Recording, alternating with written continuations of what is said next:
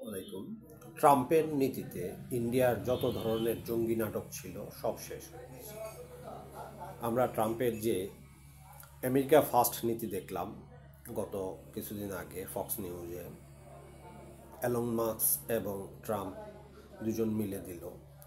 এতে তারা সম্পূর্ণভাবে যেটা বুঝাইতে চাইছে সেটা হলো যে তারা আজকের থেকে আমেরিকার আভ্যন্তরীণ সমস্যাটাকে গুরুত্ব দেবে, বিশেষ করে হেলথ কেয়ার,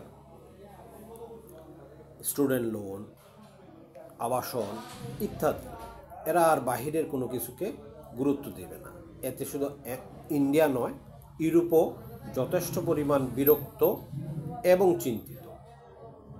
কারণ আমেরিকা হলো পরাশক্তি। এই পরাশক্তি যদি এদের কথা মোতাবেক না চলে তাহলে তাদের যে আধিপত্য ছিল বিশেষ করে ইউরোপিয়ানদের, সেটা থাকবে না। আর ইউরোপিয়ানদের আধিপত্য না থাকলে এই যে জঙ্গি কার্ড, ইসলামিক জঙ্গি কার্ডের যে খেলাগুলো ইন্ডিয়া খেলতো সেটা কার্যকর হবে না। এর জন্য ইন্ডিয়ার মাথা নষ্ট। তার উপরে ইন্ডিয়ান পররাষ্ট্রমন্ত্রী জয়শঙ্কর সেদিন এক মিটিংয়ে বলল যে ট্রাম্প একটা সিলেবাসের বাহিরের লোক, তাকে দিয়ে তাদের ইচ্ছা আকাঙ্ক্ষা পূরণ হচ্ছে না। কারণ এই জঙ্গি নাটকের খেলা ট্রাম্পের কাছে কোনো মানে নাই।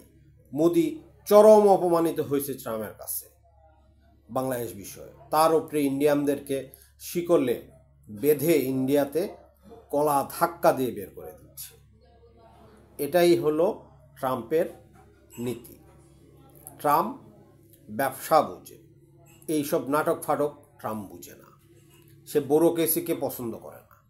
যে ব্যুরোক্রেসিরে ম্যানেজ কইরা ইন্ডিয়া এই নাটকগুলাকে রূপায়ণ করবে, বাস্তবায়ন করবে, আরেক দেশের উপরে হস্তক্ষেপ করবে আমেরিকার মাধ্যমে, এই দিন শেষ।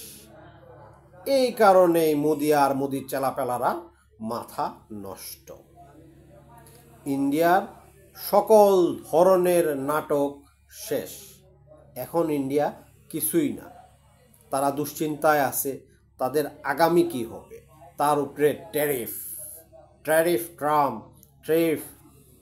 নির্ধারণ করছে আমেরিকাতে ইন্ডিয়ার পণ্য যা যায় তার উপরে, যে কারণে ইন্ডিয়ান ব্যবসায়ীরা প্রচুর ক্ষতিগ্রস্ত হবে। সঙ্গে যে দক্ষিণ এশিয়ার তালুকদারি সেটাও শেষ।